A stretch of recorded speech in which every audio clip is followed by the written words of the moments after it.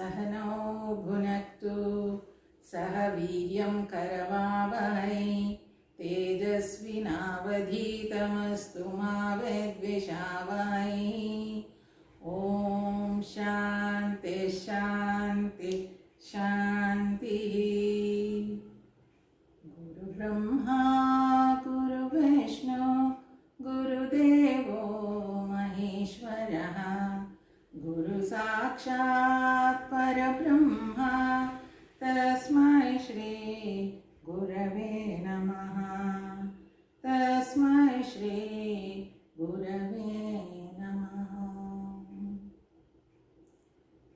यं ब्रह्मा वरुणेन्द्ररुद्रमरुतः स्तुन्वन्ति दिव्यैस्तवैः वेदैः साङ्गपदक्रमोपनिषदैः गायन्ति यं सामगाः ध्यानावस्थिततद्गतेन मनसा पश्यन्ति यं योगिनः यस्यान्तं न विदुःसुरासुरगणा। देवाय तस्मै नमः। देवाय तस्मै नमः।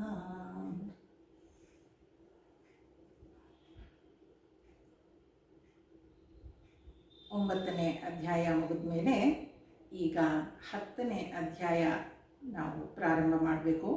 ವಿಭೂತಿ ಯೋಗ. ವಿಭೂತಿ ಯೋಗ ಪ್ರಾರಂಭ ಮಾಡುವಾಗ ಅದಕ್ಕೆ ಮೊದಲು ಸ್ವಲ್ಪ ಅದರ ಇಂಟ್ರಡಕ್ಷನನ್ನು ತಿಳ್ಕೊಳ್ಳೋಣ. ಭಗವಂತನ ಸೃಷ್ಟಿಯ ಬಗ್ಗೆ ಕೆಲವು ವಿಚಾರಗಳನ್ನು ಸ್ಪಷ್ಟ ಮಾಡಿಕೊಳ್ಳೋಣ. ಹಿಂದಿನ ಅಧ್ಯಾಯದಲ್ಲಿ ಕೂಡ ಭಗವಂತ ಸೃಷ್ಟಿಯ ಬಗ್ಗೆ ಹೇಳಿದ್ದಾನೆ.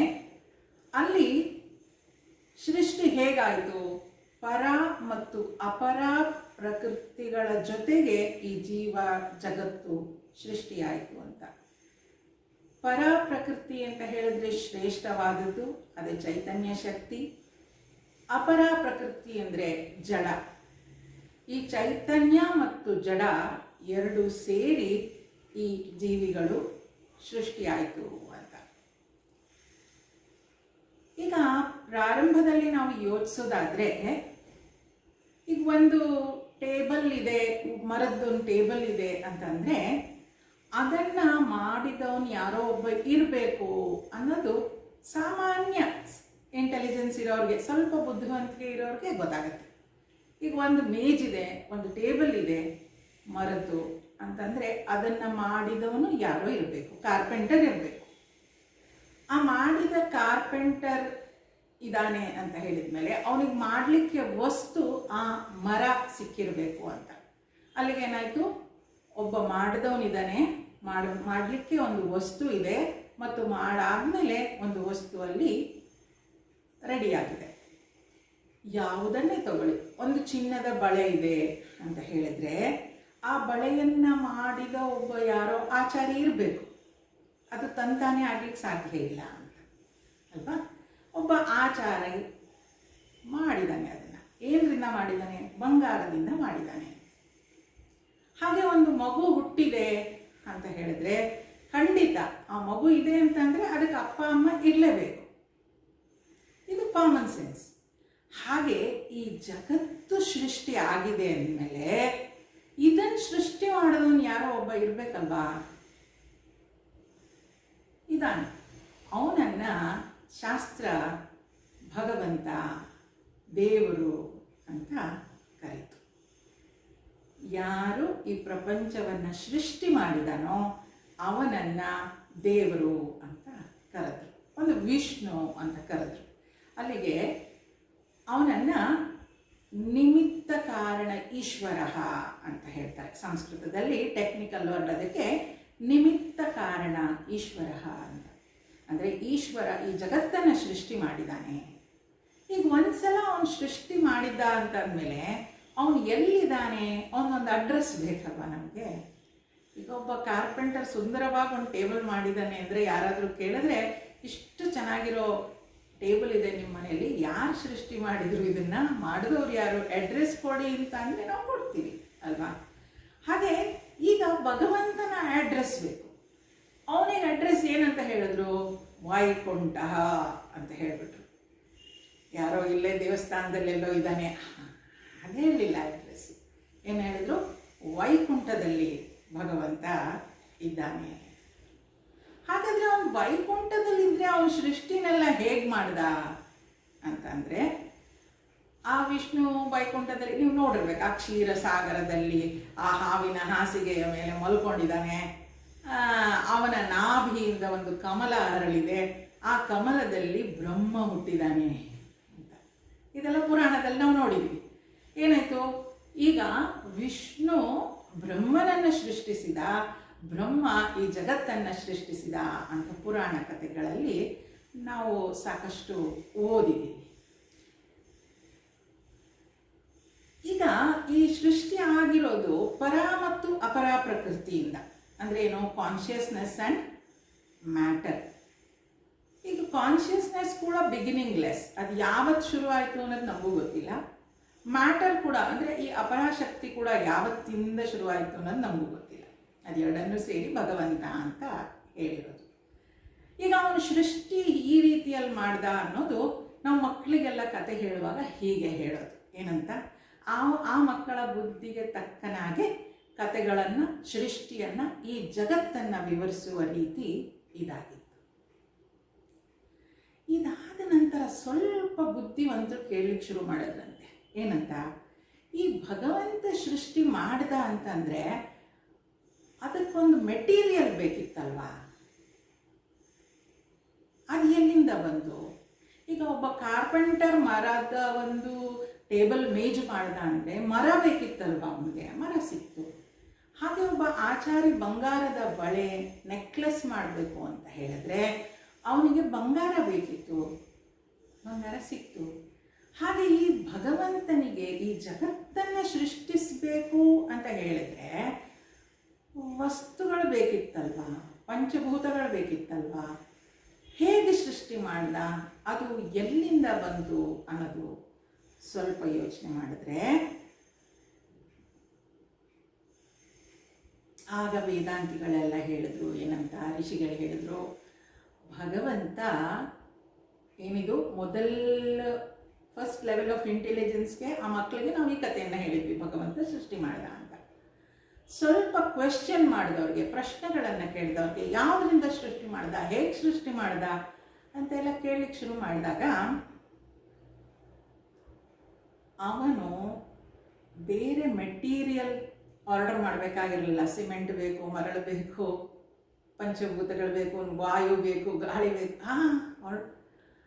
ಅವನೇ ಆ ವಸ್ತುಗಳಾಗಿ ಎಲ್ಲದರ ರೀತಿಯಲ್ಲಿ ಅವನು ತನ್ನನ್ನು ಮ್ಯಾನಿಫೆಸ್ಟ್ ಮಾಡಿಕೊಂಡ ಅಂತ ಹೇಳ್ತಾರೆ. ಅವನೇ ಎಲ್ಲವೂ ಆದ. ಏನಂತ? ಅವನು ಕ್ರಿಯೇಟ್ ಮಾಡುವಾಗ ರಾ ಮೆಟೀರಿಯಲ್ಸ್ ಏನು ಬೇಕಾಗಿತ್ತು? ಬೆಂಕಿ, ಗಾಳಿ, ವಾಯು, ಆಕಾಶ, ನೀರು ಎಲ್ಲವೂ ಅವನೇ ಆದ ಅಂತ.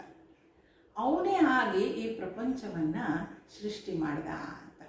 ಹೇಗೆ ಈ ಒಂದು ಉಪನಿಷತ್ತಿನಲ್ಲಿ ಹೇಳ್ತಾರೆ. ಈಗ ಜೇಡರ ಬಲೆ, ಜೇಡ ಸ್ಪೈಡರ್, ಅದು ತನ್ನ ಬಲೆಯನ್ನು ಕಟ್ಕೊಳುತ್ತೆ. ಆ ಬಲೆ ಕಟ್ಟಲಿಕ್ಕೆ ಅದು ಬೇರೆ ಯಾವುದೋ ವಸ್ತುವನ್ನು ಉಪಯೋಗಿಸ್ಕೊಳ್ಳಲ್ಲ. ತನ್ನ ಸಲೈವ ಜೊಲ್ಲನ್ನೇ ಸೇರಿಸ್ಕೊಂಡು ಅದು ಕಟ್ಟುತ್ತೆ.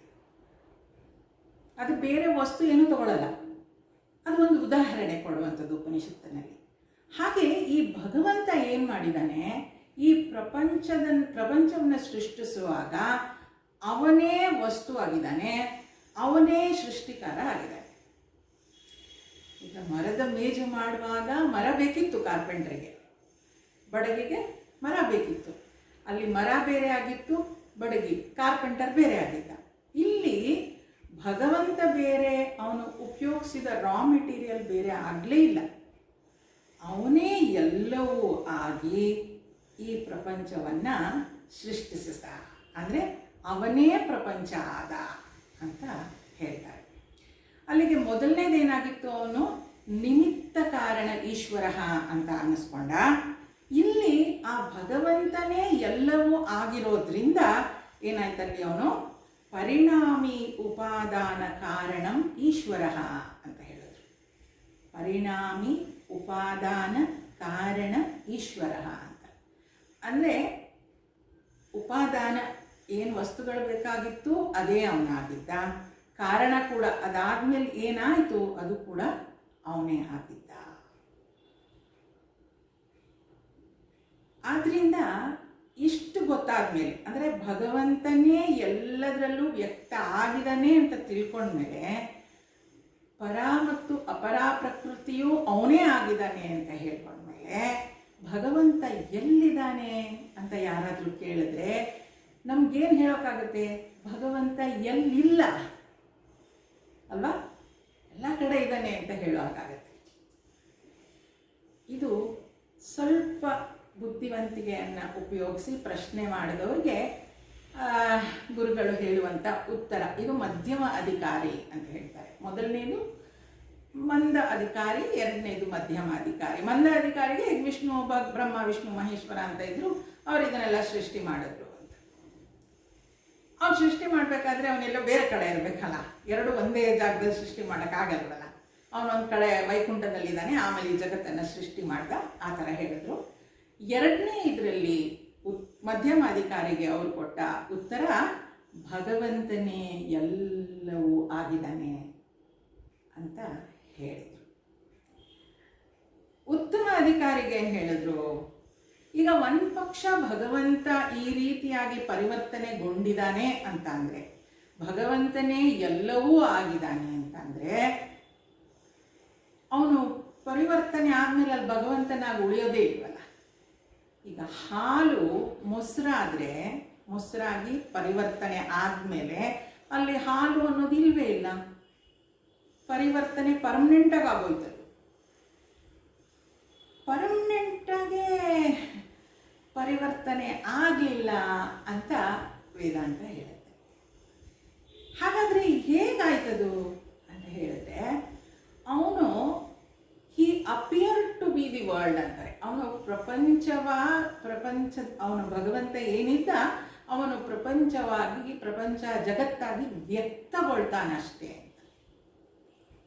ಬ್ರಹ್ಮ ಸೃಷ್ಟಿ ಮಾಡಿದ ಕೂಡ ಸಂಕಲ್ಪದಿಂದ ಅಂತ ಹೇಳ್ತಾರೆ.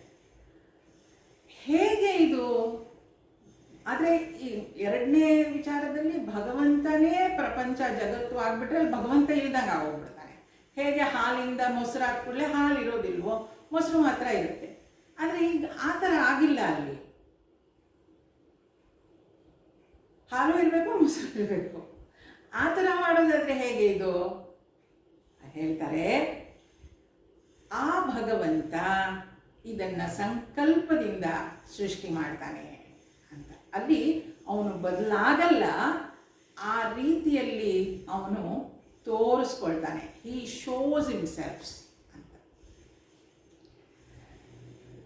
ಹಿ ಡಸ್ ನಾಟ್ ಬಿಕಮ್, ಅಲ್ಲಿ ಅವನು ಚೇಂಜ್ ಆಗೋದಿಲ್ಲ. ಬಟ್ ಈಗ ಹೇಗಪ್ಪ ಅಂತಂದರೆ, ಈಗ ನಮಗೆ ನಿದ್ರೆಯಲ್ಲಿ ಕನಸು ಬರುತ್ತೆ.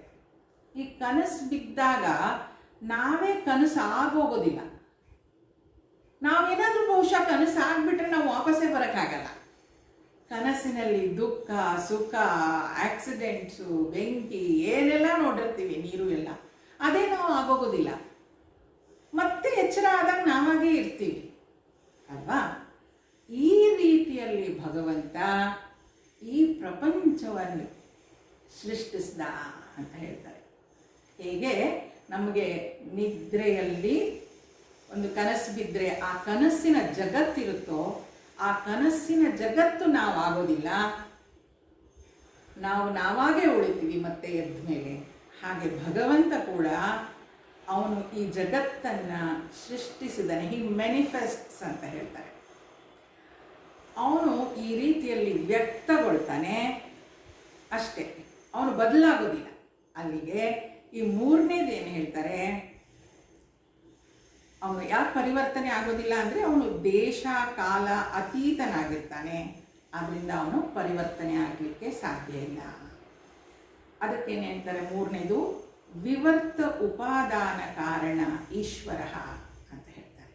ವಿವರ್ತ ಉಪಾದಾನ ಕಾರಣ ಈಶ್ವರ. ಮೊದಲನೇದೇನು ನಿಮಿತ್ತ ಕಾರಣ ಈಶ್ವರ, ಎರಡನೇದೇನು ಪರಿಣಾಮಿ ಉಪಾದಾನ ಕಾರಣ ಈಶ್ವರ.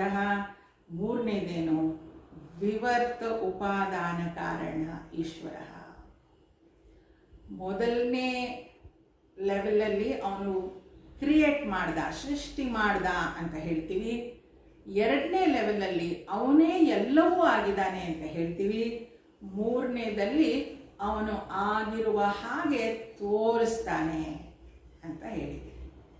ಹಾಗಾಗಿ ಇಲ್ಲಿ ವಿಭೂತಿ ಯೋಗದಲ್ಲಿ ನಾವೆಲ್ಲರೂ ಇನ್ನು ಮಧ್ಯಮ ಅಧಿಕಾರಿಗಳು, ಮೂರನೇ ಇದಕ್ಕಿನ್ನೂ ಹೋಗೋಕ್ಕಾಗಿಲ್ಲ ಅಂತ ಗುರುಗಳೇ ಹೇಳ್ತಾರೆ. ಈ ಎರಡನೇ ವಿಚಾರ ನಾವು ಏನು ಮಾಡ್ತಾ ಇದ್ದೀವಿ, ಇದು ಪರಿಣಾಮಿ ಉಪಾದಾನ ಕಾರಣ ಈಶ್ವರ ಅಂತ ಏನು ಹೇಳ್ತೀವಿ. ಎಲ್ಲವೂ ಅವನೇ ಆಗಿದ್ದಾನೆ ಅಂತ ಹೇಳುವಾಗ ಇದನ್ನ ವಿಭೂತಿ ಯೋಗ ಅಂತ ಭಗವದ್ಗೀತೆಯಲ್ಲಿ ವರ್ಣಿಸ್ತಾರೆ. ಈಶ್ವರನ ವಿಭೂತಿ. ಇದನ್ನು ತಿಳ್ಕೊಳ್ಳೋದ್ರಿಂದ ನಮ್ಗೇನಾಗುತ್ತೆ? ಈಶ್ವರನ ವಿಭೂತಿ ತಿಳ್ಕೊಳ್ಳೋದ್ರಿಂದ ನಮ್ಗೇನಾಗುತ್ತೆ? ನಮ್ಮಲ್ಲಿ ಅಹಂಕಾರ ಕಡಿಮೆ ಆಗುತ್ತೆ. ಈಗ ನನ್ನಲ್ಲಿ ಏನೋ ವಿಶೇಷತೆ ಇದೆ, ಮತ್ತೊಬ್ಬರಲ್ಲಿ ಏನೋ ವಿಶೇಷತೆ ಇದೆ. ನನ್ನಲ್ಲಿರುವ ಪರ ಅಪರ ಪ್ರಕೃತಿಗಳು ಯಾರ್ದು? ಆ ಭಗವಂತನ. ಆ ಪರ ಪ್ರಕೃತಿಗಳು ಅವನದ್ದಾದ್ಮೇಲೆ ನನ್ನಲ್ಲಿರುವ ಗ್ಲೋರಿ ಯಾರ್ದು? ಅವಂದೇ. ಹಾಗೆ ಮತ್ತೊಬ್ಬರಲ್ಲಿ ಏನೋ ಒಂದು ವಿಶೇಷತೆ ಇದೆ ಅನ್ನೋದಾದರೆ ಆ ವಿಶೇಷತೆ ಕೂಡ ಭಗವಂತನದ್ದೇ. ಯಾಕೆ? ಆ ಪರ ಅಪರ ಪ್ರಕೃತಿಗಳು ಅವನಿಂದಲೇ ಬಂದಿದ್ದು. ಅದರಿಂದ ಉಂಟಾಗಿರುವಂತಹ ಈ ಗ್ಲೋರಿ ಏನಿದೆ ಅದು ಅವನಿಗೆ ಸೇರಿದ್ದು. ಅವನಿಗೆ ಸೇರಿದ್ದು ಅಂದಮೇಲೆ ನಂದು ಏನೂ ಇಲ್ಲ ಅಂತ ಹೇಳುವಾಗ ನನ್ನಲ್ಲಿ ಏನಾಗುತ್ತೆ? ಹ್ಯೂಮಿಲಿಟಿ, ವಿನಯತೆ ಬರುತ್ತೆ. ಈ ಅಹಂಕಾರ ನಾಶ ಮತ್ತು ಈ ಹ್ಯೂಮಿಲಿಟಿ ಅದನ್ನು ತರಿಸ್ಲಿಕ್ಕೆ ಈ ವಿಭೂತಿ ಯೋಗವನ್ನು ಅಧ್ಯಯನ ಮಾಡಬೇಕು ಅಂತ ಸ್ವಾಮೀಜಿಯವರು ಹೇಳ್ತಾರೆ. ಇದು ಈಶ್ವರ ವಿಭೂತಿ, ಈಶ್ವರನ ವಿಭೂತಿ, ಗ್ಲೋರಿ ಆಫ್ ಈಶ್ವರ. ಆ ಭಗವಂತನ ಮಹಿಮೆ ಅಂತ ಏನು ಹೇಳ್ತೀವಿ ಅದನ್ನು ಇಲ್ಲಿ ಈ ಅಧ್ಯಾಯದಲ್ಲಿ ಹೇಳ್ತಾರೆ. ಈ ಭಗವಂತನ ಮಹಿಮೆ ಎಲ್ಲವೂ ಅವನೇ ಆಗಿರುವಾಗ ಈ ಒಂದು ಅಧ್ಯಾಯದಲ್ಲಿ ಏನು ಹೇಳಲಿಕ್ಕಾಗತ್ತೆ? ಸ್ವಲ್ಪ ಸ್ಯಾಂಪಲನ್ನು ಇಲ್ಲಿ ಭಗವಂತ ತೋರಿಸಿದ್ದಾನೆ. ಏನದು ಗ್ಲೋರಿ? ಹಾಗಾಗಿ ಈ ಮೂರು ಲೆವೆಲನ್ನು ನಾವು ಸ್ಪಷ್ಟವಾಗಿ ಅಧ್ಯಯನ ಮಾಡಿಕೊಳ್ಬೇಕು. ಈ ಮೊದಲನೇದು ಅವನು ಸೃಷ್ಟಿ ಮಾಡಿದ, ಎರಡನೇದು ಅವನೇ ಎಲ್ಲವೂ ಆದ, ಮೂರನೇದು ಅವನು ಆದ ಹಾಗೆ, ಈ ನೆವರ್ ಚೇಂಜ್ಡ್, ಅವನು ಪರಿವರ್ತನೆಗೊಳ್ಳಿಲ್ಲ, ಅವನು ಆದ ಹಾಗೆ ತೋರಿಸ್ತಾ ಹಿ ಮ್ಯಾನಿಫೆಸ್ಟ್ ಅಂದರೆ ಏನು? ಈಗ ಬೀಜ ರೂಪದಲ್ಲಿ ಆ ಶಕ್ತಿ ಇದೆ, ಅದು ಮ್ಯಾನಿಫೆಸ್ಟ್ ಆದಾಗ ಮರವಾಗಿ ಬರುತ್ತೆ. ಅದು ಈಶ್ವರ ವಿಭೂತಿ ಅಂತ ಈ ಎರಡನೇ ಲೆವೆಲಲ್ಲಿ ಹೇಳ್ತಾ ಇರೋದು. ಈಗ ನೋಡಿ ಅದು ಹೇಗೆ ಮ್ಯಾನಿಫೆಸ್ಟ್ ಆಗುತ್ತೆ, ವಿಭೂತಿ ಹೇಗಾಗತ್ತೆ ಅಂತ. ಈಗ ನನ್ನಲ್ಲಿ ಈ ಅಧ್ಯಾಯವನ್ನು ನಾನು ಓದ್ಕೊಂಡಿದ್ದೀನಿ, ಈ ವಿಚಾರಗಳು ನನ್ನಲ್ಲಿದೆ. 4 ಗಂಟೆ ಆಗೋವರೆಗೂ ಅದೆಲ್ಲವೂ ಬೀಜ ರೂಪದಲ್ಲಿ, ವಿಚಾರ ರೂಪದಲ್ಲಿ ನನ್ನಲ್ಲಿ ಇತ್ತು. ಅದನ್ನು ನಾನು ಇವಾಗ ತಮಗೆಲ್ಲ ಹೇಳ್ತಾ ಇದ್ದೀನಿ ಎಲ್ಲರಿಗೂ ಅನ್ನೋಗ ಅದು ವಿಭೂತಿ ಆಯಿತು. ಆ ಹೇಳಲಿಕ್ಕೆ ಶುರು ಮಾಡಿದ್ದೀನಲ್ವಾ, ಅದು ವ್ಯಕ್ತ ಆಗ್ತಾ ಇದೆ ಅಲ್ವಾ ವಿಚಾರಗಳೆಲ್ಲ, ಅದು ಆ ಅಧ್ಯಾಯದ ವಿಭೂತಿ.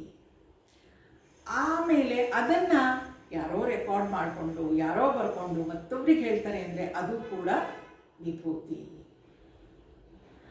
ಆ ಬೀಜದಲ್ಲಿರುವಾಗ ಅವನು ಅವ್ಯಕ್ತ ಸ್ವರೂಪದಲ್ಲಿರ್ತಾನೆ, ವ್ಯಕ್ತ ಆದಾಗ ಅದೇ ಅವನ ವಿಭೂತಿ. ಇದು ಭಗವಂತನ ವಿಭೂತಿ. ಆ ವಿಭೂತಿ ಯೋಗದಲ್ಲಿ ಇದನ್ನು ಭಗವಂತ ಮತ್ತೆ ಹೇಳ್ತಾ ಇದ್ದಾನೆ. ಭಗವದ್ಗೀತೆಯಲ್ಲಿ ತತ್ವಂ ಅಸಿ ಈ ಮಹಾವಾಕ್ಯವನ್ನು ನಾವು ಕಂಡುಕೊಳ್ತಾ ಇದ್ದೀವಿ. ಈ 18 ಅಧ್ಯಾಯಗಳನ್ನು 3 ಭಾಗಗಳನ್ನಾಗಿ ಮಾಡಿದ್ರೆ 1ನೇ ಅಧ್ಯಾಯದಿಂದ 6ನೇ ಅಧ್ಯಾಯದವರೆಗೂ ತ್ವಂ ಪದದ ಅರ್ಥ. ತ್ವಂ ಅಂದರೆ ನಾನು, ಅದು ಏನು ಅನ್ನೋದನ್ನು ಭಗವಂತ ವಿವರಿಸಿದ್ದಾನೆ. 7ನೇ ಅಧ್ಯಾಯದಿಂದ ಮುಂದುವರಿಸ್ಕೊಂಡು ಹೋಗಿ 12ನೇ ಅಧ್ಯಾಯದವರೆಗೂ ತತ್ ಪದದ ಅರ್ಥ ಅಂದರೆ ಭಗವಂತ ಏನು ಅನ್ನೋದ್ರ ಬಗ್ಗೆ ಹೇಳ್ತಾ ಹೋಗ್ತಾನೆ.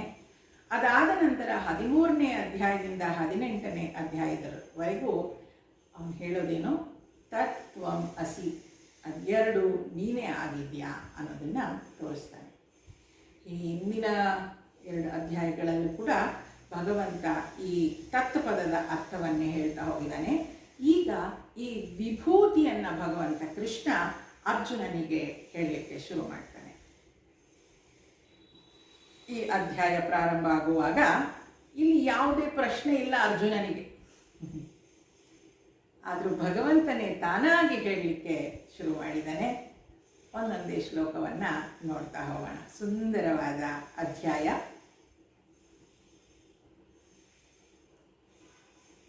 अथ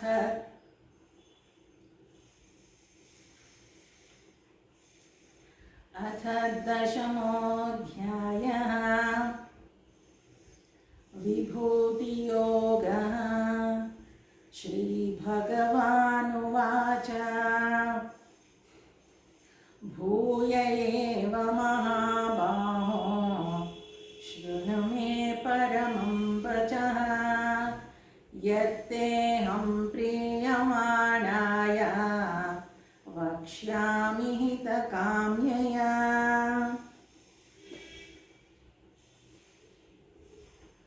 ಮಮತಾ ಅವರು ಅರ್ಥ ಓದ್ತೀರಾ?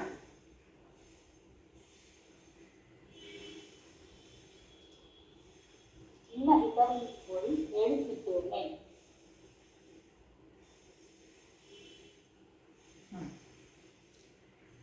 ಈಗ ಹೇಗೆ ಶಿಷ್ಯರು ಗುರುಗಳನ್ನು ಹುಡ್ಕೊಂಡು ಹೋಗ್ತಾರೋ ಹಾಗೆ ಗುರುಗಳಿಗೂ ಕೂಡ ಸರಿಯಾದ ಶಿಷ್ಯ ಬೇಕಂತ.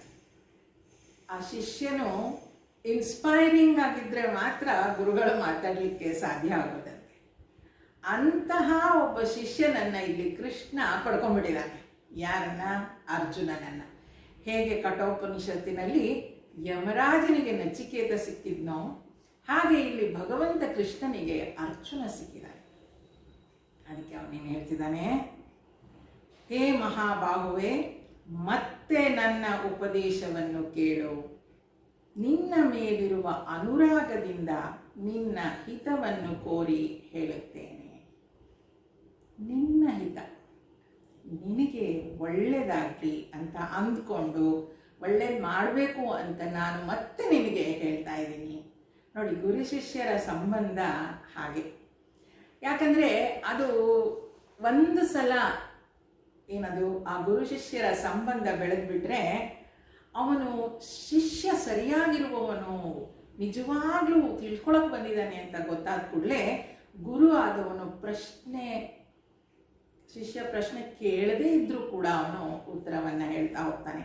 ಇದು ನಿನಗೆ ಒಳ್ಳೇದಾಗತ್ತೆ ಅಂತ ಮತ್ತಷ್ಟು ವಿಚಾರಗಳನ್ನು ಅವನಾಗೆ ಹೇಳ್ತಾ ಹೋಗ್ತಾನಂತೆ.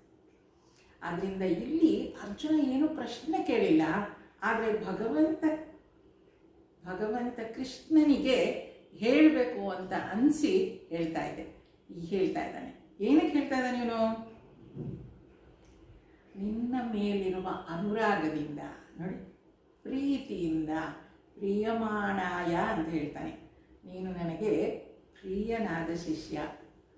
ಸತ್ಯವಾಗಿ ಹೇಳಬೇಕು ಅಂದರೆ ಗುರುಗಳು ಈ ಥರ ಭೇದ ಭಾವ ಮಾಡಬಾರ್ದು. ಇವನು ನನಗೆ ಪ್ರಿಯ, ಇವನು ನನಗೆ ಅಪ್ರಿಯ ಅಂತೆಲ್ಲ ಮಾಡೋ ಹಾಗಿಲ್ಲ. ಆದರೆ ಅವರು ಸಮನಾಗಿ ಎಲ್ಲ ಶಿಷ್ಯರನ್ನು ನೋಡ್ತಾ ಇದ್ರೂ ಕೂಡ ಯಾರು ಅತ್ಯಂತ ಆಸಕ್ತಿಯಿಂದ ಕೇಳ್ತಾರೋ ಗೊತ್ತಿಲ್ಲದೆ ಆ ವಿಚಾರಗಳನ್ನು ಗುರು ತಾನಾಗಿ ಹೇಳಲಿಕ್ಕೆ ಶುರು ಮಾಡ್ತಾನಂತೆ.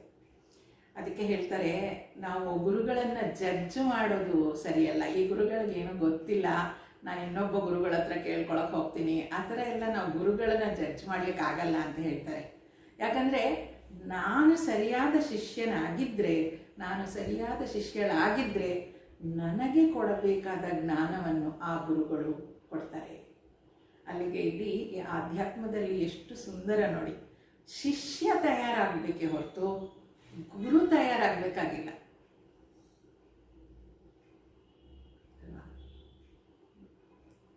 ಆ ಶಿಷ್ಯನ ಮೇಲಿರುವ ಅನುರಾಗದಿಂದ, ಪ್ರೀತಿಯಿಂದ ನಿನ್ನ ಹಿತವನ್ನು ಕೋರಿ ಹೇಳುತ್ತೇನೆ, ನಿನಗೆ ಒಳ್ಳೆಯದಾಗಲಿ ಅನ್ನೋ ರೀತಿಯಲ್ಲಿ ನಾನು ಹೇಳ್ತೀನಿ. ಈಗ ಅರ್ಜುನ ಕೂಡ ಒಬ್ಬ ಗುರುಗಳನ್ನು ಇನ್ಸ್ಪೈರ್ ಮಾಡುವಂತಹ, ಸ್ವಾಮೀಜಿಯವ್ರನ್ನ ತಮಾಷೆ ಮಾಡ್ತಾ ಇರ್ತಾರೆ, ಇನ್ಸ್ಪೈರ್ ಮಾಡುವಂಥ ಶಿಷ್ಯ ಆಗಿರೋದ್ರಿಂದ ಕೃಷ್ಣ ಹೇಳ್ತಾ ಇದ್ದಾನೆ ಅಂತ. ಅದಕ್ಕೆ ಸ್ವಾಮೀಜಿ ನಾವೆಲ್ಲ ಮಾತಾಡುವಾಗ ಹೇಳ್ತಾರೆ, ಅರಳೆಣ್ಣೆ ಕುಡಿದು ಮುಖ ಗಂಟು ಹಾಕೊಂಡು ಕೂತಿದ್ರೆ ನನಗೆ ಹೇಳಲಿಕ್ಕೆ ಎಲ್ಲಿ ಮನಸ್ಸು ಬರುತ್ತೆ ಅಂತ. ಅವರು ನೀವುಗಳು ಕೂಡ ಕೇಳ್ತಾ ಇದ್ದೀರಿ ಅಂತ ರೆಸ್ಪಾಂಡ್ ಮಾಡಿದ್ರೆ ನಾನೇನಾದರೂ ಹೇಳೋಕ್ಕಾಗತ್ತೆ. ಅರಳೆಣ್ಣೆ ಕುಡಿದು ಮುಖ ಥರ ಗಂಟು ಹಾಕೊಂಡು ಕೂತ್ಕೊಂಡ್ರೆ ನಾನೇನು ಹೇಳೋಕ್ಕಾಗುತ್ತೆ ಅಂತ ಸ್ವಾಮೀಜಿಯವ್ರು ನಮಗೆಲ್ಲ ಹೇಳ್ತಾ ಇದ್ರು. ಅದರಿಂದ ಶಿಷ್ಯನಾದವನ ಜವಾಬ್ದಾರಿ ಏನು, ಅವನು ಅತ್ಯಂತ ಆಸಕ್ತಿಯಿಂದ ಗುರುಗಳು ಏನು ಹೇಳ್ತಾರೋ ಅದನ್ನು ಕೇಳಬೇಕು. ಅವನು ಒಳ್ಳೆ ಶಿಷ್ಯನಾಗಿದ್ದರೆ ಅವನಿಗೆ ಗೊತ್ತಿಲ್ಲದಲ್ಲೇ ಹೆಚ್ಚು ಜ್ಞಾನ ಬರುತ್ತೆ. ಇಲ್ಲೂ ಕೂಡ ಭಗವಂತ ಕೃಷ್ಣ ಅರ್ಜುನನಿಗೆ ಏನಕ್ಕೆ ಈ ಮುಂದಿನ ವಿಚಾರವನ್ನು ಹೇಳಲಿಕ್ಕೆ ಹೊರಟಿದ್ದಾನೆ ತಾನಾಗೆ ಅಂತ ಹೇಳಿದ್ರೆ, ಅವನ ಮೇಲಿರುವ ಅನುರಾಗದಿಂದ, ಪ್ರಿಯಮಾಣಾಯ, ಅದರಿಂದ ವಕ್ಷ್ಯಾಮಿ ಹಿತಕಾಮ್ಯ, ನಿನ್ನ ಒಳ್ಳೆಯದಕ್ಕೋಸ್ಕರ ನಾನು ಹೇಳ್ತಾ ಇದ್ದೀನಿ, ಕೇಳು ಅರ್ಜುನ ಅಂತ ಹೇಳಿದ್ದಾನೆ. ಮುಂದುವರಿಸ್ತಾ, ನಮೇ ವಿದುಃಸುರಗಣಾಃ ಪ್ರಭವಂ ನ ಮಹರ್ಷಯಃ ಅಹಮಾದಿರ್ಹಿ ದೇವಾನಾಂ ಮಹರ್ಷೀಣಾಂ ಚ ಸರ್ವಶಃ. ನನ್ನ ಹುಟ್ಟನ್ನು ದೇವತೆಗಳು ಋಷಿಗಳು ಸಹ ತಿಳಿಯರು, ಏಕೆಂದರೆ ಅವರೆಲ್ಲರಿಗೂ ನಾನೇ ಮೂಲ ಕಾರಣನಾಗಿದ್ದೇನೆ.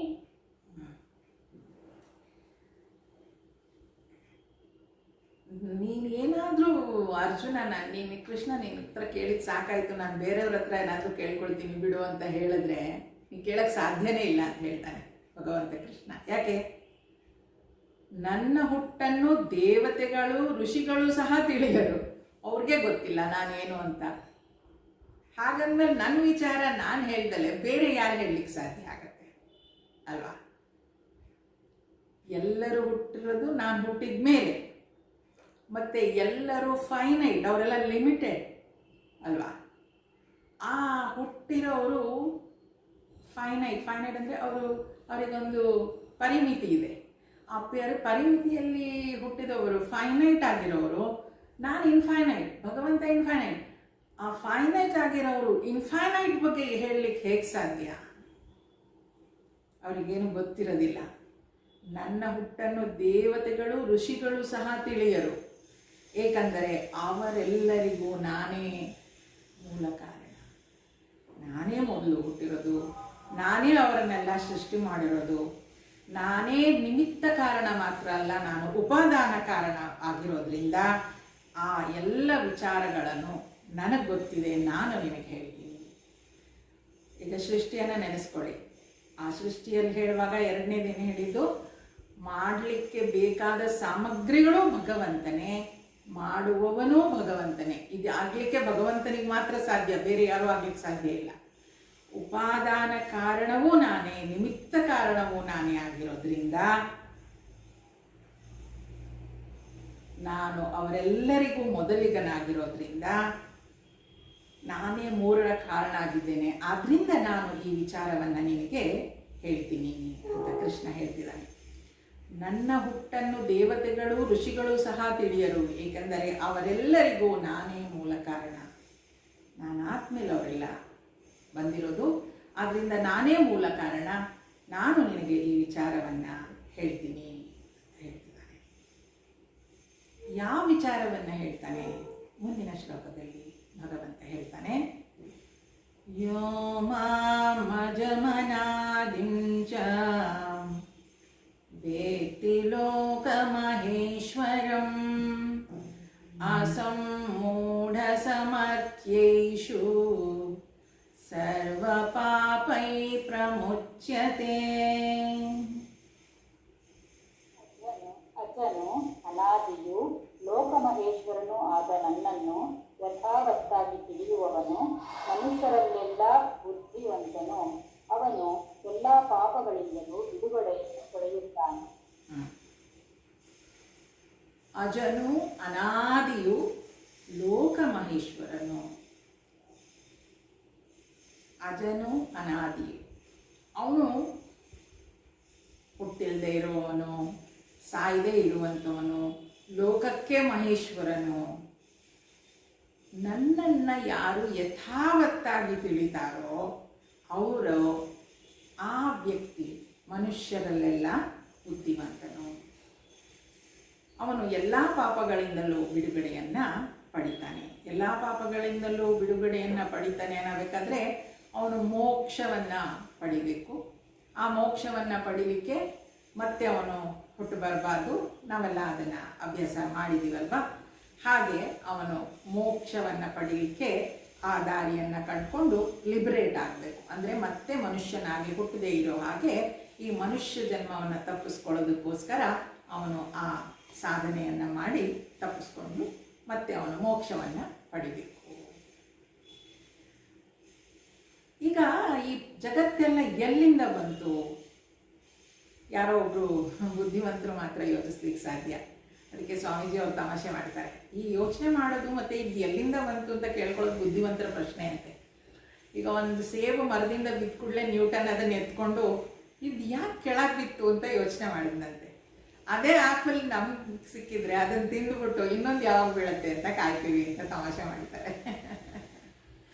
ಬುದ್ಧಿವಂತರಾದವರು ಆ ರೀತಿಯಲ್ಲಿ ಯೋಚನೆ ಮಾಡ್ತಾರೆ, ಇದು ಯಾಕೆ ಕೆಳಗೆ ಬಿತ್ತು, ಮೇಲೆ ಯಾಕೆ ಹೋಗಲಿಲ್ಲ ಅಂತ ಅನಿಸ್ತಂತೆ ನ್ಯೂಟನ್ಗೆ. ಸತ್ಯವಾಗಿ ನಮಗೂ ಅಲ್ವಾ, ಬಿತ್ತು ಅಂದರೆ ಅರೆ ನನಗೆ ಸಿಕ್ತು ಒಂದು ಒಳ್ಳೆ ಆ್ಯಪಲ್, ಇನ್ನೊಂದು ಯಾವಾಗ ಬೀಳುತ್ತೆ ಅಂತ ಕಾಯ್ದಾ ಕೂತಿರ್ತೀವಿ. ಇಲ್ಲಿ ಬುದ್ಧಿವಂತನಾದವನು ಇದೆಲ್ಲವೂ ಹೇಗೆ ಸೃಷ್ಟಿಯಾಯಿತು, ಎಲ್ಲಿಂದ ಬಂತು, ಇದಕ್ಕೆ ಕಾರಣ ಯಾರು, ಭಗವಂತನಿಗೆ ಹುಟ್ಟಿದ್ಯಾ,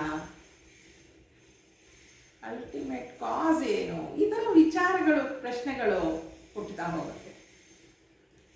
ಅಜಮ್ ಅಂದರೆ ಹುಟ್ಟಿಲ್ಲದೆ ಇರೋವನು, ಅವನಿಗೆ ಅವನು ಇಂಥ ದಿನ ಹುಟ್ಟಿದ ಅಂತ ಡೇಟ್ ಆಫ್ ಬರ್ತ್ ಇಲ್ಲದೆ ಇರೋದು.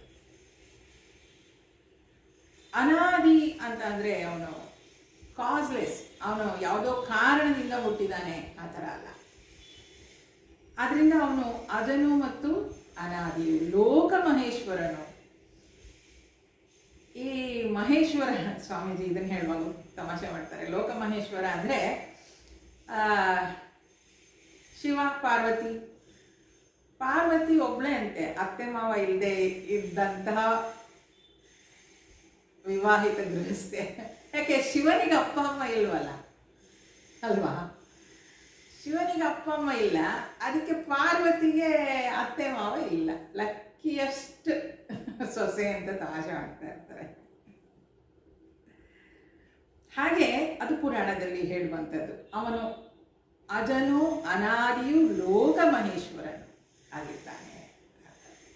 ಇದನ್ನು ತಿಳ್ಕೊಂಡ್ಮೇಲೆ ನೋಡಿ, ಈ 3 ಶ್ಲೋಕಗಳು ಈ ಅಧ್ಯಾಯಕ್ಕೆ ಒಂದು ಇಂಟ್ರಡಕ್ಷನ್. ಇದನ್ನು ತಿಳ್ಕೊಂಡ್ಮೇಲೆ ಅಂದರೆ ಅವನು ಅಜನು, ಹಿ ಈಸ್ ನಾಟ್ ಬಾರ್ನ್, ಅವನಿಗೆ ಹುಟ್ಟಿಲ್ಲ, ಸಾವಿಲ್ಲ, ಮತ್ತು ಅನಾದಿ, ಅವನು ಕಾಸಸ್ ಯಾವಾಗಲೂ ಇರುವಂಥವನು ಅನ್ನೋ ವಿಚಾರ ಗೊತ್ತಾದಮೇಲೆ ಈ ಜಗತ್ತಿನಲ್ಲಿ ಇರೋದೆಲ್ಲ ಈಶ್ವರನ ರೂಪವೇ ಅಂತ ಗೊತ್ತಾದಮೇಲೆ ಇದು 2ನೇ ಅವಸ್ಥೆ. ನಾನು ಹೇಳಿದ್ದು ಅವಸ್ಥೆ ಎಲ್ಲ ಸ್ಟೇಜ್. 1ನೇ ಸ್ಟೇಜಲ್ಲಿ ಭಗವಂತ ಸೃಷ್ಟಿ ಮಾಡಿದ ಅಂತ ಅಂದ್ಕೊಂಡ್ವಿ.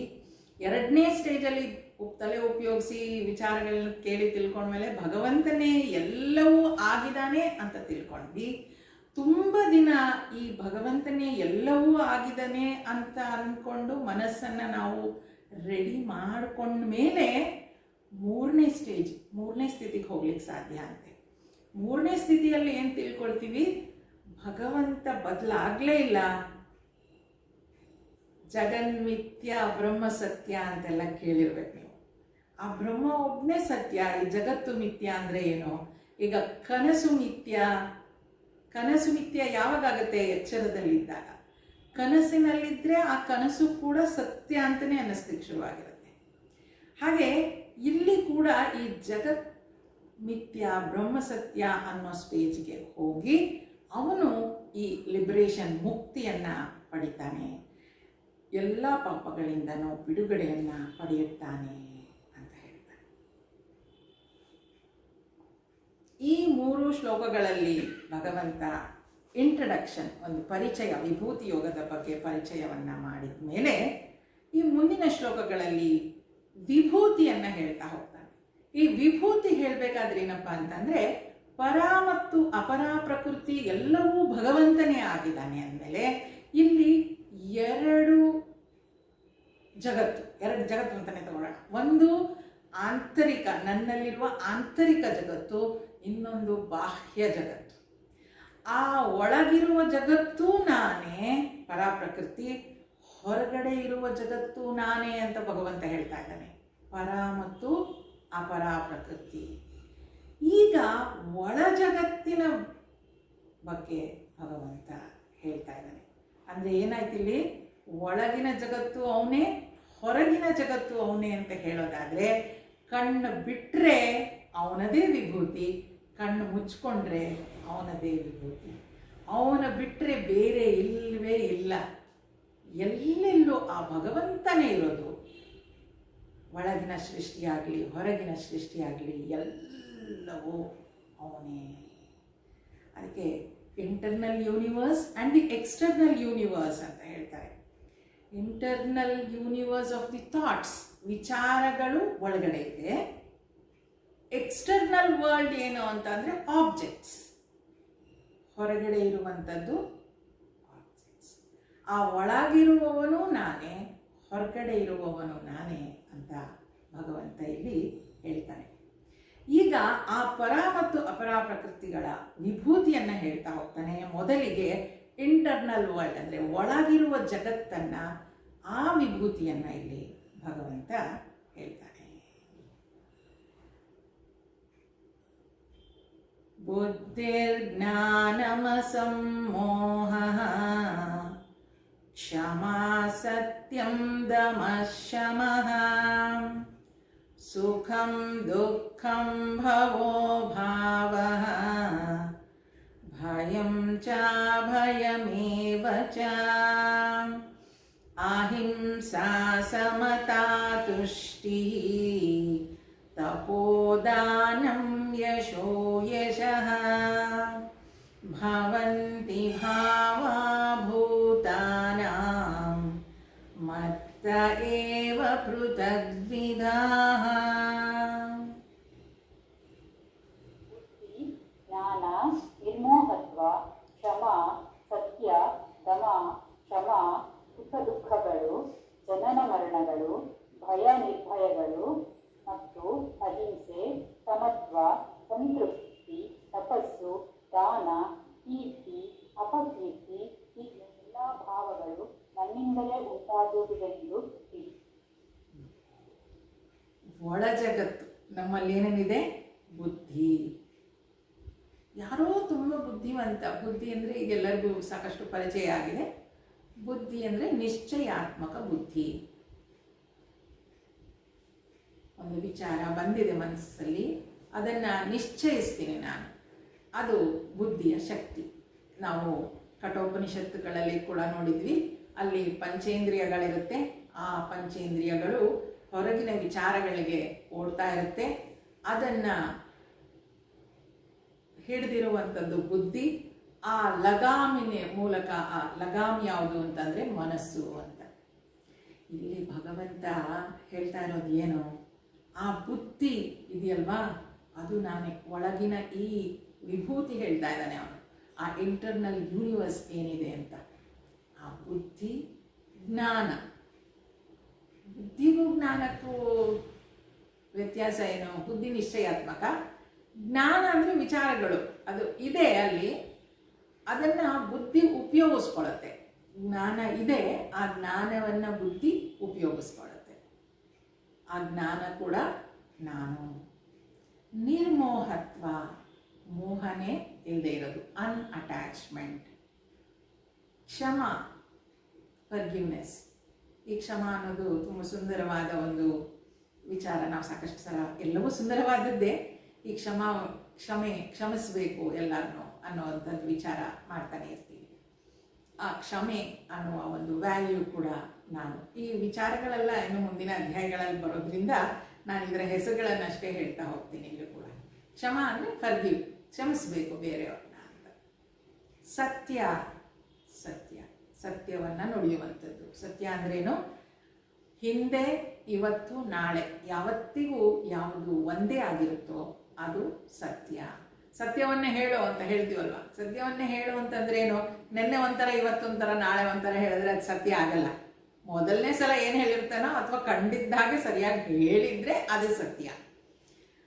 ಸತ್ಯ ಹೇಳು, ಪ್ರಮಾಣ ಮಾಡಿಸ್ಕೊಂಡು ಕೋರ್ಟಲ್ಲೆಲ್ಲ ಹೇಳ್ತಾರಲ್ಲ, ಅದು ತುಂಬ ಕಷ್ಟ ನೋಡಿ. ನಾವು ಒಂದ್ಸಲ ಹೇಳ್ತೀವಿ, ಇನ್ನೊಂದ್ಸಲ ಅದನ್ನೇ ಹೇಳಬೇಕು ಅಂದರೆ ನಮಗೂ ಗೊತ್ತಿರಲ್ಲ, ಮತ್ತೇನೋ ಹೇಳ್ಬಿಡ್ತೀವಿ.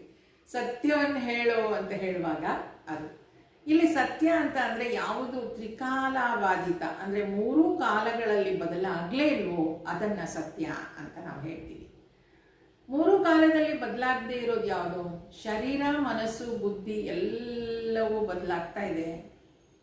ಬದಲಾಗದೇ ಇರೋದು ಯಾವುದು? ನನ್ನಲ್ಲಿರುವ ಚೈತನ್ಯ ಶಕ್ತಿ ಮಾತ್ರ. ಆ ಚೈತನ್ಯ ಶಕ್ತಿಯೇ ಸತ್ಯ.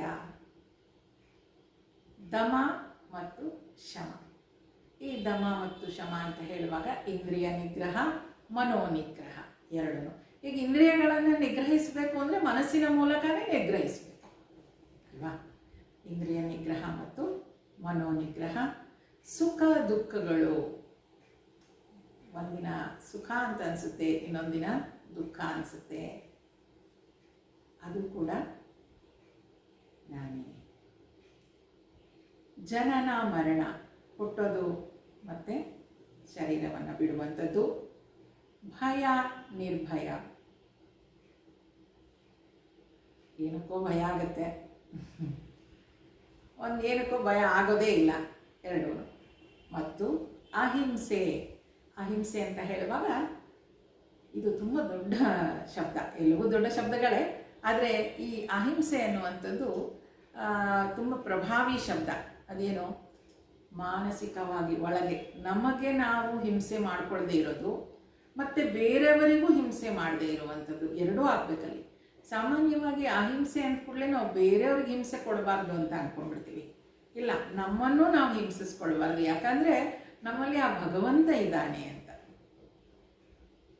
ಬರೀ ಶಾರೀರಿಕ ಹಿಂಸೆ ಅಲ್ಲ, ಮಾನಸಿಕ ಹಿಂಸೆ ಅದು ಕೂಡ ಇದರಲ್ಲಿ ಸೇರುತ್ತೆ. ಸಮತ್ವ, ಇಕ್ವಾನಿಮಿಟಿ, ಸುಖ ದುಃಖ ಇರಲಿ, ಕಷ್ಟ ನಷ್ಟ ಇರಲಿ, ಮಾನ ಅಪಮಾನ ಇರಲಿ, ಎಲ್ಲವನ್ನು ಸಮತ್ವವಾಗಿ ತಗೊಳ್ಳುವಂಥದ್ದು ಇದೆಯಲ್ಲ ಅದು ಸಂತೃಪ್ತಿ. ಯಾವಾಗಲೂ ತೃಪ್ತಿಯಿಂದ ಇರುವಂಥದ್ದು. ತಪಸ್ಸು ಅಂತ ಹೇಳಿದರೆ ತಪ್ಪಿಸೋದು ಅಂದರೆ ನನಗೆ ಇದೇ ಬೇಕು ಅಂತ ಕೇಳಿಕೊಂಡು ತಪ್ಪಿಸೋದು. ನನಗೆ ಮೋಕ್ಷನೇ ಬೇಕು ಅಂತ ತಪ್ಪಿಸೋದಿರುತ್ತೆ ಕೆಲವು ಸಲ. ನಾನು ಹೀಗೆ ಬದುಕಬೇಕು ಅನ್ನೋದೊಂದಿರುತ್ತೆ, ಅದು ಕೂಡ ತಪಸ್ಸು. ನಾನು ದಿನ ಒಂದೇ ಹೊತ್ತು ಊಟ ಮಾಡ್ತೀನಿ, ಕಷ್ಟ ಆದರೂ ಪರವಾಗಿಲ್ಲ, ಅದು ತಪಸ್ಸು. ನಾನು ಪ್ರತಿದಿನ ಇಷ್ಟನ್ನು ದಾನ ಮಾಡ್ತೀನಿ, ಅದು ಕೂಡ ತಪಸ್ಸು. ಆ ರೀತಿಯಲ್ಲಿ ತಪ್ಪಿಸೋದು. ದಾನ ಎಲ್ಲರಿಗೂ ನನಗೆಷ್ಟು ಬೇಕೋ ಅಷ್ಟನ್ನು ಇಟ್ಕೊಂಡು ಉಳಿದಿದ್ದನ್ನು ದಾನ ಮಾಡಬೇಕಂತೆ. ಆ ದಾನ ಮಾಡುವಂಥದ್ದು. ಈ ದಾನ ಅಂತ ಹೇಳಿದಾಗ ಮೊನ್ನೆ ಒಂದು ಯಾವುದೋ ಕತೆ ಓದ್ತಾ ಇದ್ದೆ, ಪೂಜ್ಯ ಸ್ವಾಮಿ ಚಿನ್ಮಯಾನಂದರು ಬರೆದಿದ್ರು, ಪ್ಲೇ ವಿತ್ ಪ್ರಾರಬ್ಧ ಅಂತ. ವೇದಾಂತವಾಣಿ ಯಾರಾದರೂ ತರಿಸೋದಾದರೆ ಅದರಲ್ಲಿ ಕತೆ ಬಂದಿತ್ತು, ಪ್ಲೇ ವಿತ್ ಪ್ರಾರಬ್ಧ ಅಂತ.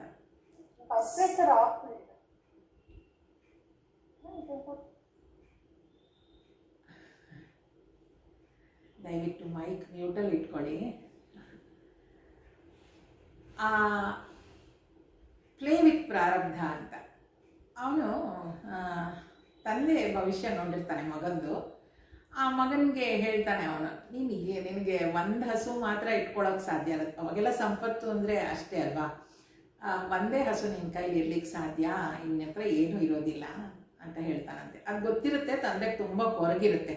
ಅಯ್ಯೋ ನನ್ನ ಹತ್ರ ಇಷ್ಟೊಂದು ಹಸುಗಳಿದೆ, ಬಟ್ ನನ್ನ ಮಗನ ಹತ್ರ ಒಂದೇ ಹಸು ಇರುತ್ತಲ್ಲ, ನಾನು ಅವನಿಗೆ ಕೊಟ್ಟರು ಅವನ ಕೈಲಿ ಉಳಿಯೋದಿಲ್ಲ ಅಂತ ಅಂದ್ಕೊಂಡಿದ್ದಾನೆ. ಅವನ ಭವಿಷ್ಯ ಹಾಗೇ ಇದೆ, ಅವನ ಪ್ರಾರಬ್ಧ ಅದು. ಅಂದರೆ ಅವನ ಹತ್ರ ಒಂದೇ ಹಸು ಇರುತ್ತೆ ಅಂತ. ಅವನು ಮಗ ಸ್ವಲ್ಪ ಬೆಳಿತಾನೆ, ತಂದೆಗೂ ವಯಸ್ಸಾಗುತ್ತೆ. ತಂದೆ ಸಾಯೋ ಟೈಮಲ್ಲಿ ಮಗನಿಗೆ ಹೇಳ್ತಾನೆ, ನೋಡು, ನಿನ್ನ ಹಣೆ ಬರದಲ್ಲಿ, ನಿನ್ನ ಪ್ರಾರಂಭದಲ್ಲಿ ಒಂದೇ ಹಸು ಬರೆದಿರೋದು, ನಾನೇನು ಮಾಡೋಕ್ಕಾಗಲ್ಲ, ನಾನಿನ್ನ ಹೋಗ್ತಾ ಇದ್ದೀನಿ, ಇನ್ನು ಮುಂದಿನ ನೀನು ನೋಡ್ಕೋಬೇಕು ಅಂತ ಹೇಳಿ ಅವನು ದೇಹ ಬಿಡ್ತಾನೆ. ಈ ಮಗ ಬಹಳ ಬುದ್ಧಿವಂತ, ಅವನು ಪರವಾಗಿಲ್ಲ ಅನ್ಕೋತಾನೆ, ಒಂದು ಹಸು ನನ್ನ ಹತ್ರ ಇರುತ್ತಲ್ವ, ಸಾಕು ನನಗೆ. ಏನು ಹೇಳ್ತಾನೆ ಅವನು, ಆ ಹಸುವನ್ನು ನಾನು ದಾನ ಮಾಡ್ತೀನಿ ಅಂತ ಎಲ್ಲರಿಗೂ ಹೇಳ್ತಾನೆ. ದಿನ ನಾನು ಹಸು ದಾನ ಮಾಡ್ತೀನಿ, ಇವತ್ತು ಇರೋದೇ ಒಂದು ಹಸು, ಏನು ಇವನು ದಾನ ಮಾಡೋದು ದಿನ ಅಂತ ಎಲ್ಲರೂ ನಗ್ತಾರಂತೆ ಬ್ರಾಹ್ಮಣರೆಲ್ಲ. ಆವಾಗ ಅವನು ಹೇಳ್ತಾನಂತೆ, ನನ್ನ ಪ್ರಾರಂಭದಲ್ಲಿ ಒಂದು ಹಸು ಇರಬೇಕು ಅಂತ ಇದೆ ಅಲ್ವಾ, ಇಂಥದ್ದು ಹಸು ದಾನ ಮಾಡ್ತಾನೆ. ಈಗ ಭಗವಂತನಿಗೆ ಪ್ರಾಬ್ಲಮ್ ಅಲ್ವಾ, ಇವನಿಗೊಂದು ಹಸು ಒದಗಿಸ್ಬೇಕು. ಯಾಕೆ, ಅವನ ಪ್ರಾರಂಭದಲ್ಲಿ ಒಂದು ಹಸು ಇದೆ, ಆಮೇಲೆ ಯಾರೋ ಒಂದು ಹಸು ಅವನಿಗೆ ದಾನ ಮಾಡ್ತಾನೆ. ಅವನೇನು ಮಾಡ್ತಾನೆ, ಬೆಳಗ್ಗೆ ಹಾಲು ಕರ್ಕೊಳ್ತಾನೆ, ಆ ಹಸು ದಾನ ಮಾಡ್ತಾನೆ. ಮತ್ತೆ ಮಾರನೇ ದಿನ ಇನ್ನೊಂದು ಹಸು ಬರುತ್ತೆ ಅವನಿಗೆ, ಆ ಹಸು ಹಾಲು ಕರ್ಕೊಳ್ತಾನೆ, ದಾನ ಮಾಡ್ತಾನೆ. ಪ್ಲೇ ವಿತ್ ದಿ ಪ್ರಾರಬ್ಧ ಅಂತ. ಅದಕ್ಕೆ ಗುರುದೇವ್ ಬರೀತಾರೆ, ನಿಮಗೆ ಪ್ರಾರಬ್ಧ ಏನಾದರೂ ಇರಲಿ, ಭಗವಂತ ಪ್ರಾಬ್ಲಮ್ ಅವನ ತಲೆ ಕೆಡಿಸ್ಕೋಬೇಕು, ನಿಮ್ಗೆ ಪ್ರತಿದಿನ ಒಂದು ಹಸು ಒದಗಿಸ್ಬೇಕು ಅಂತ ನೀವು ಒಳ್ಳೆ ಕೆಲಸ ಮಾಡ್ತಾ ಇರಿ. ಎಷ್ಟು ಸುಂದರ ಅಲ್ಲ? ಅಯ್ಯೋ, ಒಂದು ದಾನ, ನಾನು ಒಂದೇ ಹಸು ಇರೋದು, ಇದನ್ನು ಯಾರಿಗೆ ಕೊಡ್ತಾರೆ ಅಂತ ಅವನು ಯೋಚನೆ ಮಾಡಲಿಲ್ಲ. ಪ್ಲೇ ವಿತ್ ದಿ ಪ್ರಾರಬ್ಧ ಅಂತ ಬಹಳ ಸುಂದರವಾದ ಕಥೆ ಅನ್ನಿಸ್ತು ನನಗೆ. ಅದಕ್ಕೆ ಹೇಳಿದೆ ನಿಮಗೆ, ದಾನ ನಾನು ಮಾಡ್ತಾ ಇದ್ರೆ ನನ್ನ ಹತ್ರ ಇಷ್ಟು ಹಣ ಇರಬೇಕು ಅಂದರೆ ಬರುತ್ತೆ ಅಂತ. ನಿಜವಾಗ್ಲೂ ಗುರುದೇವ್ ಸ್ವಾಮಿ ಚಿನ್ಮಯಾನಂದರಿಗೂ ಆಗ್ತಿದ್ದ ಹಾಗೇನೆ. ರಾಜಯೋಗಿಗಳವರು, ಅವರಿಗೆ ಚಿನ್ನದಲ್ಲಿ ಮಾಡಿದ್ದ ರುದ್ರಾಕ್ಷಿ ಮಾಲೆ ತಂದು ಕೊಡ್ತಿದ್ರಂತೆ. ಹಾಗೆ ಚಿನ್ನ ಬೆಳ್ಳಿ ಎಲ್ಲ ಬೇಕಾಗ್ತಿರ್ಲಿಲ್ಲ, ಚಿನ್ನದ ಸ್ಟ್ರ್ಯಾಪ್ ಇರುವಂಥ ವಾಚ್ ಕೊಡ್ತಾ ಇದ್ರಂತೆ, ಸಿಲ್ಕ್ ಬಟ್ಟೆಗಳ ಕೊಡ್ತಾ ಇದ್ದಿದ್ದು ಅವ್ರಿಗೆ, ಸಿಲ್ಕ್ ಕಾವಿ. ಅವ್ರು ಬೇಡ ಅಂತ ಹಿಂಗೆ ತೆಗೆದು ಹಿಂಗೆ ಯಾರಿಗಾದ್ರೂ ಕೊಡಲಿ, ಅವರು ಮುಂದಿನ ಯಜ್ಞದಲ್ಲಿ ಮತ್ತಾರೋ ಅವ್ರಿಗೆ ತಂದು ಕೊಟ್ಟಿರ್ತಾ ಇದ್ರು. ಎಷ್ಟೋ ಬಂಗಾರದ ಚೈನ್ ಅಂತೆ, ಇಲ್ಲೂ ಇದ್ದಾರೆ ಜನ ಎಲ್ಲ ಬೆಂಗಳೂರಲ್ಲಿ, ಅವರು ಆ ಥರ ರುದ್ರಾಕ್ಷಿ ಮಾಲೆಯನ್ನು ಹಿಂಗೆ ಕೊಟ್ಟಿರೋದು ಎಲ್ಲ ಇಟ್ಕೊಂಡಿದ್ದಾರೆ. ನಂಗೆ ಇದು ಬೇಡ ಅಂತ ಹಿಂಗೆ ತೆಗೆದು ಹಿಂಗೆ ಕೊಟ್ಟು ಯಾರಿಗೂ ಹಿಂಗೆ ಸುಮ್ಮನೆ ಹಿಂಗೆ ಹಾಕ್ತಾರೆ, ಯಾರಿಗೆ ಸಿಗುತ್ತೋ ಅವ್ರು ತೊಗೊಳ್ತಾರೆ, ಇಟ್ಕೊತಾರೆ. ಅವ್ರು ಇನ್ನೊಂದು ಯಜ್ಞಕ್ಕೆ ಹೋಗುವಾಗ ಮತ್ತೆ ಯಾರು ಕೊಡ್ತಾರೆ. ಪ್ಲೇ ವಿತ್ ದಿ ಪ್ರಾರಬ್ಧ. ದಾನ ಅಂದರೆ ಹಾಗೆ, ಅವನ ಹಸು ಕೊಡ್ತಾ ಇದ್ದ, ಅವನಿಗೆ ಹಸು ಇನ್ನೊಂದು ಸಿಗ್ತಾ ಇತ್ತು. ಎಷ್ಟು ಸುಂದರ ನೋಡಿ. ಅದು ಭಗವಂತ ನೋಡ್ಕೊಳ್ತಾನೆ, ನನಗೇನು ಪ್ರಾಬ್ಲಮ್ಮು ಅನ್ನೋ ಥರ ಗುರುದೇವ್ ಹೇಳೋದು. ದಾನ. ಕೀರ್ತಿ ಅಂದರೆ ಗ್ಲೋರಿ. ನನಗೆ ಇಷ್ಟೊಂದು ಕೀರ್ತಿ ಸಿಕ್ಕಿದೆ, ಅಪಕೀರ್ತಿ ಅದು. ಈ ಎಲ್ಲ ಭಾವಗಳು ನನ್ನಿಂದಲೇ ಉಂಟಾಗುವೆಂದು ತಿಳಿ. ಒಳಗಿನ ಜಗತ್ತು ಏನಿದೆ, ಪರಾಪ್ರಕೃತಿ, ಆ ಒಳಗಿನ ಜಗತ್ತಲ್ಲಿ ಉಂಟಾಗುವಂತಹ ಬುದ್ಧಿ, ಜ್ಞಾನ, ನಿರ್ಮೋಹತ್ವ, ಕ್ಷಮ, ಸತ್ಯ, ದಮ, ಶಮ, ಸುಖ ದುಃಖಗಳು, ಜನನ ಮರಣಗಳು, ಭಯ ನಿರ್ಭಯಗಳು ಮತ್ತು ಅಹಿಂಸೆ, ಸಮತ್ವ, ಸಂತೃಪ್ತಿ, ತಪಸ್ಸು, ದಾನ, ಕೀರ್ತಿ, ಅಪಕೀರ್ತಿ, ಈ ಎಲ್ಲ ಭಾವಗಳು ನನ್ನಿಂದಲೇ ಉಂಟಾಗುವಂತೀವಿ. ನನ್ನಿಂದನೇ ಆಗಿರೋದು, ಅದೇ ನನ್ನ ಜಗತ್ತು, ಒಳಗಿನ ಜಗತ್ತು. ಇಷ್ಟೇನಾ? ಇನ್ನೂ ತುಂಬ ಇದೆ. ಇಲ್ಲಿ ಸ್ಯಾಂಪಲ್ಗೆ ಇಷ್ಟು ತೋರಿಸಿದ್ದೀನಿ ಅಂತ ಭಗವಂತ ಕೃಷ್ಣ ಹೇಳ್ತಾ ಇದ್ದಾನೆ. These are my inner glory. ಈ ಎಲ್ಲ ವಿಭೂತಿ ಏನಿದೆ ಅದು ನನ್ನಿಂದಲೇ ಆಗ್ತಾ ಇರೋದು ಅಂತ ಭಗವಂತ ಕೃಷ್ಣ ಹೇಳ್ತಾನೆ. ಅಲ್ಲಿಗೆ ಮೊದಲ 3 ಶ್ಲೋಕಗಳಲ್ಲಿ ಭಗವಂತ ಈ ಅಧ್ಯಾಯಕ್ಕೆ ವಿಭೂತಿಯ ಬಗ್ಗೆ ಪರಿಚಯ ಮಾಡಿಕೊಟ್ಟ ಮೇಲೆ ಇಲ್ಲಿ ಅವನು ಒಳ ಜಗತ್ತನ್ನು ಪರಿಚಯ ಮಾಡಿಕೊಟ್ಟಿದ್ದಾನೆ. ಹಾಗೆ ಹೊರ ಜಗತ್ತಿನ ವಿಭೂತಿಯನ್ನು ಕೂಡ ಮುಂದಿನ ಶ್ಲೋಕಗಳಲ್ಲಿ ಹೇಳ್ತಾ ಹೋಗ್ತಾನೆ. ಸುಂದರವಾದ ಈ ಅಧ್ಯಾಯದ ಅರ್ಥವನ್ನು ಮುಂದೆ ನೋಡ್ತಾ ಹೋಗೋಣ. ಇವತ್ತಿಗೆ ಅಷ್ಟು ಸಾಕು.